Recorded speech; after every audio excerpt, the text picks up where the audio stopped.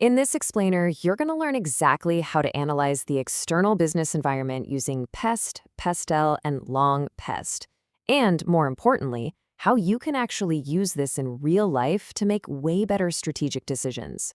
All right, so let's jump right in. Here's what we've got on tap for today. First, we're going to talk about why we even need to look outside our own company. Then we'll build our toolkit, starting with the classic PEST analysis, then leveling up to PESTEL, and finally adding that crucial geographic layer with LoNGPEST. After that, we'll connect all the dots and show you how this analysis becomes actual strategy. And we'll wrap it all up with a neat summary of your new toolkit. So first things first, let's talk about scanning the business horizon. Before we get into all the cool frameworks and acronyms, we really need to understand why looking outside your own four walls is, well, it's not just a nice to have. It's absolutely critical if you want to survive, let alone grow. What we're talking about here is the macro environment. These are the huge, sweeping forces out there in the world that are totally outside of a manager's control. But here's the thing, they can completely change the game for your organization. Think of them like these powerful ocean currents that can either carry you to your destination or, well, drag you way off course.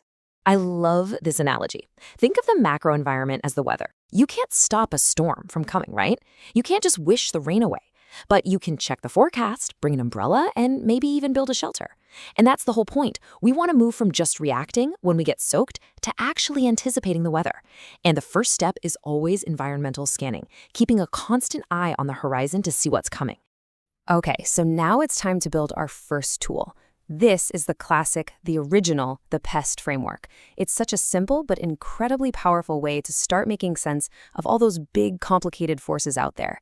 This is really the foundation for everything else we're going to talk about. So, what is PEST analysis really? Well, think of it as a set of glasses that helps you view the world more clearly.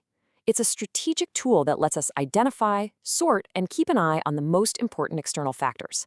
And we do that by breaking them down into 4 buckets: political, economic, social, and technological. The ultimate goal?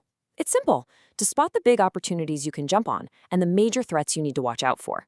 And of course, this feeds right into the O and T of your classic SWOT analysis. And this slide just breaks it down perfectly. It chops up that huge, scary macro environment into 4 pieces we can actually work with. First, you've got political, with our little government building icon. This is all about what the government is doing. Think tax policies, new regulations, or how stable the political situation is. Then we've got economic, represented by the piggy bank. This is the big money stuff: inflation, interest rates, economic growth. Next is social, our group of people, which is all about how society is changing. Demographics, lifestyles, what people value. And last but not least, technological, with our little robot buddy, which covers all the amazing and sometimes scary changes from innovation and automation. Now, PEST is an amazing starting point. It really is. But let's be real, the world has gotten a lot more complicated since it was first dreamed up, so we need to evolve our model. Let's expand our view to PESTEL and add a couple of new lenses that are absolutely essential for a 21st century perspective. And that begs a really important question, doesn't it? When you think about massive issues like climate change or the tangled web of global regulations, is a 4-factor model really enough to capture what's going on?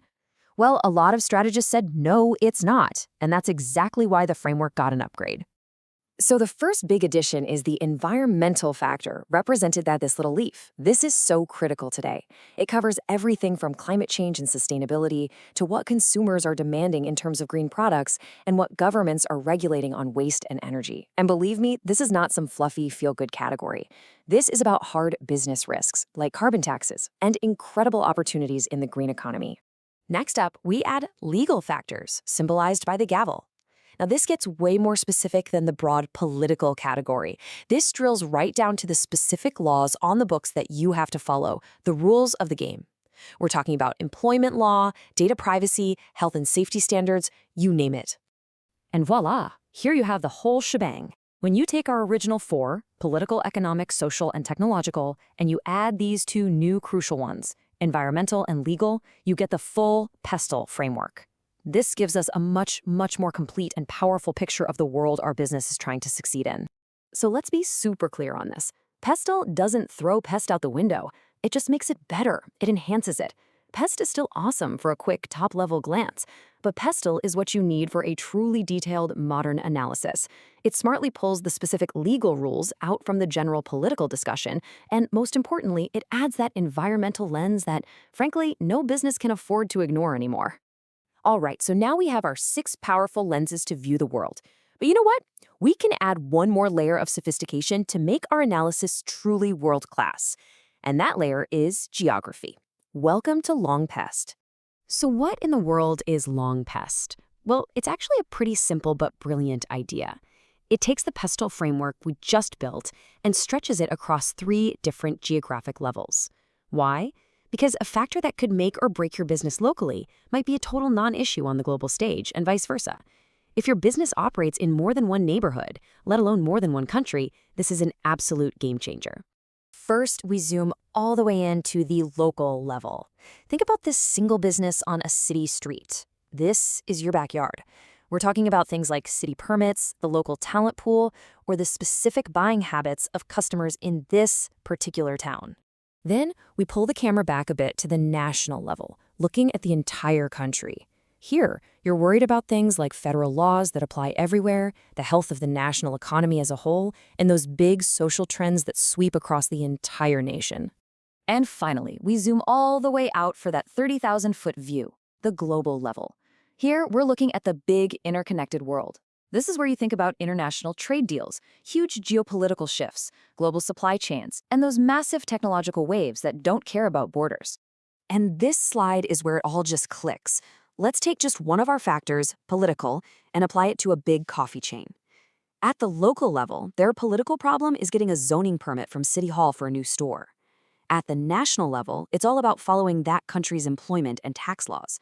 But at the global level, the big political headache is dealing with international trade tariffs on the coffee beans they're importing from halfway around the world.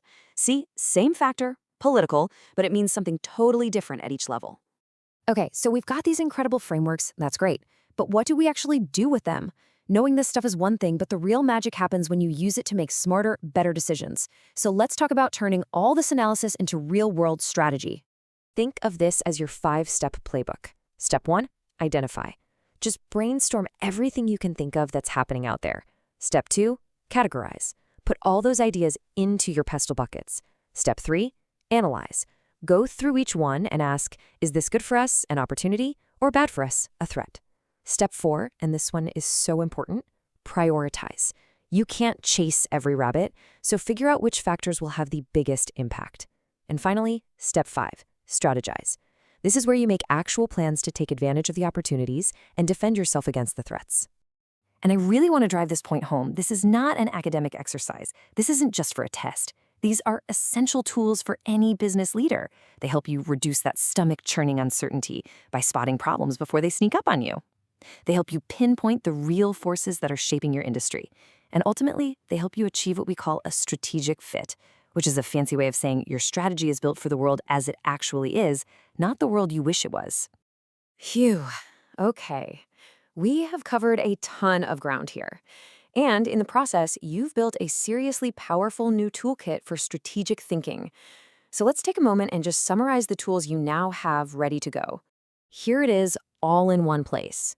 You've got PEST for when you need a quick foundational overview. You've got PESTEL for when you need to go deeper, which is absolutely vital if you're in an industry that's heavily impacted by legal or environmental issues. And you have LoNGPEST, which is non-negotiable for any business with a national or international footprint. For students, this is your secret weapon for structuring your answers. For managers, this is your guide for choosing the right level of analysis for the job. So I'm going to leave you with one final question to think about. What one external trend hiding in plain sight could completely redefine your business or your industry in the next 5 years? Use these tools to find it before it finds you. Thanks for watching.